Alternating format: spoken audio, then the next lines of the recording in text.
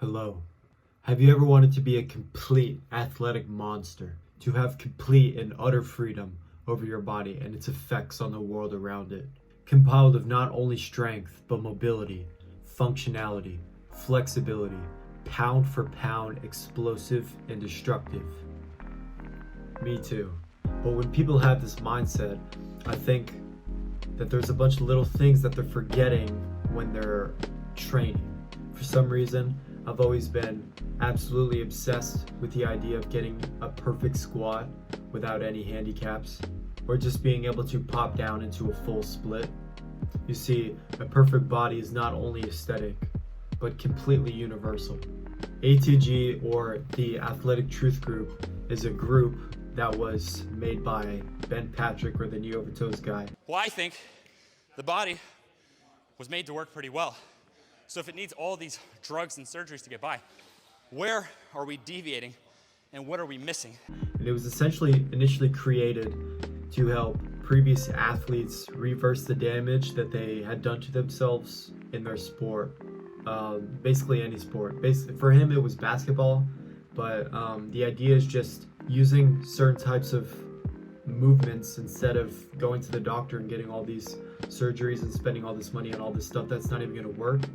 Doing movements that is going to strengthen the areas of your body that have been damaged over time and essentially regain your vigor. You see, the thing about me is I was never too much of an athlete or a competitive athlete growing up. But when I first saw this ATG system, I saw it as something different. I saw it as a way that I could achieve abilities that I would never be able to achieve just from classic bodybuilding. So today I'm just going to talk a little bit about some of my favorite ATG movements, starting from the ground up. And the most important thing to me is how I think you should put these into your pre-existing training. Because of course, you're going to go online and you're going to watch all of these videos about how to get flexible, how to do this, how to fix certain parts of your body. Start doing this to get better posture, grow taller, start doing this to sleep better. There's so many things that we want to make habit and we want to integrate into our lives, but I think that act alone is already setting you up for failure. Just adding something completely foreign into your life. I'm under the complete belief that the best way to integrate something into your life and to make it habit is to add it into your habits that already exist. So I'm going to be teaching you how to add these movements in to your already existent either bodybuilding program or your workout program or anything in general. It'll make you want to stick to it more. First up, number one, the sled. If you think about it, the way that we're always moving forward in our lives, everything that we're doing, we're putting force forward. And so when you reverse sled and you start adding weight and you start adding overload and you begin progressing through this movement, it's like you just feel like you become a whole different beast because you're not only training forwards, but you're also training backwards. I used this a lot when I was training for the Fire Academy, not even knowing how much that it would help me. We did drills like tire pulling because it gets you used to taking a charged hose line and throwing it over your shoulder and fucking hauling ass. And the thing I've noticed from especially doing reverse sled is that I'm not only faster, I can run for longer, I can really dig into the ground and get to like really fast sprints. It's overall just made me more athletic in general. Next up, the tibialis raise. I think also when people think of their body, like in terms of a bodybuilder, you split your body up into parts to train, right, through the muscles. So you do, your chest, and then you have the reverse of that, your back, and then you've got your biceps, and then your triceps, and you've got your quads and your hamstrings. And so you kind of start to split up your training in that sort of sense. But I realized that people only really care about their calf and their posterior part of their lower leg. They don't ever really think about the front. I've never seen an anterior chain lower leg movement like some sort of tibialis raise. I think it absolutely does make a difference on the look of your leg, but it's more of, like I said, training what's lagging behind. If you're constantly building up one side of your body and you're not even paying attention to the front, you're gonna have imbalances. Every time I'm doing calf raises, I just go sit my ass on the wall and I just do that tibialis raise off the wall, and I've gotten to the point where I get super fucking low now and I just let that shit burn. The reason I started doing these was because every time I was running, I was having extreme pain and shin splints in my shins. Why do I feel like this part of my body just isn't strong? Well, that's because I haven't trained it. And now number 3, basically my favorite lift, period, is the ass to grass squat. I think squatting ass to grass is becoming more popularized and mainstream now, which is absolutely a good thing. There are people that still are, fucking, your knee absolutely should not go over your toe at all, and you should squat to bit, parallel, and you should lean back. And honestly, as I grow in the gym and as I grow with my mindset, I don't really think that there's anything wrong with this. I used to look at people that squat to parallel and be like, you're a fucking pussy, like squat deeper, bro. But now I just realize everybody's body's different. My body doesn't even allow me to squat ass to grass normally. I need some sort of handicap, whether that be either I'm holding a counterbalance in front of me, I'm front squatting, I'm goblet squatting, or I put some sort of elevation under my heels, or I have some sort of crutch essentially to help me reach that depth. I absolutely believe that not every single person can just straight up get into an ass to grass squat. I know some people are they're a lot more tighter, and some people are born with that ability. I wasn't. I still am working my ass off to try and get there, which I will one day because I know how. But I still think, even for me, with having that crutch, which normally for me is just elevating my heels a bit, either on a plate or a slant board, has made all the difference for me. Not only in the development of my quads, but in just the feel and the athleticism of my legs in general. And the 4th and final movement is, I guess they're good mornings, but the way that I like to do them, I like to do them on the cable. I also wrote Jefferson curls here because in my opinion they're similar but they're different. The whole idea is, if you think about the way your body is, and especially when you're somebody that lifts, you're constantly putting your body under tension and load and compression. There's only basically essentially when you're doing pulling movements is the only time that you're ever actually extending your body.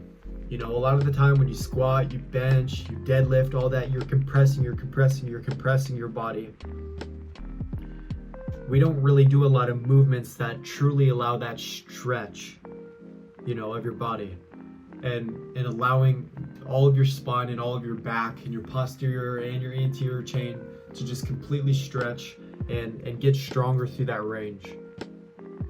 Cable good mornings was my favorite way to do these because they were super simple to get into, and it felt a lot better to have that load pulling me down, rather than, for instance, when people just do regular good mornings, they have the bar and then they just kind of come up and down.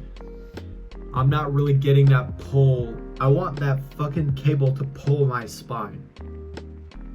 When you do the bar on your back, it's basically just like a back movement. You're not really getting that whole spine pull that I'm thinking about. Like when you do dead hangs, for instance. If you're having specific problems with any part in your body, whether that be maybe you feel tight in your neck or your shoulders, or a lot of people it's their back, their lower back, their hips, their feet, your knees, any joint, your fucking elbows, whatever that may be, before you go and you drop big dollar on some sort of surgery or some doctor's visit, I would highly recommend giving it a try to look at some of these movements and to research ATG specific movements for the things that you're trying to work. Now for me, the way that I programmed these into my already existent bodybuilding split was either through, I would make subtle adjustments or I would do supersets. So for instance, every time that I was on the cable, I would be that asshole. I don't give a shit. I would bring a bench with me, or that's the way that my gym is laid out, where I would just kind of take a bench over and I would do cable good mornings, and I would superset them whether I was doing triceps, face pulls, anything I was doing with the cable. Like I said, the same with my tibialis raise. When I got done with my calf raise, I would just go lean up against the wall and do the tibialis. The sled was more of a thing that I focused around primarily when I was training for my cardio for firefighting. I still do the sled, sometimes before my workout and sometimes after my workout, depending. It's not one of my main movers at the moment. And I've been basically, I've never really done a parallel squat the entire time that I've worked out.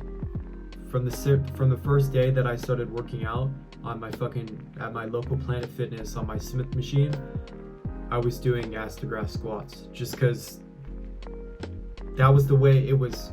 When I was looking up all of my fitness YouTube videos for when I got started in the gym, the people that inspired me were Ben Patrick, Clarence Kennedy, like all of these guys that I thought were fucking awesome and had supreme athletic ability and were super strong.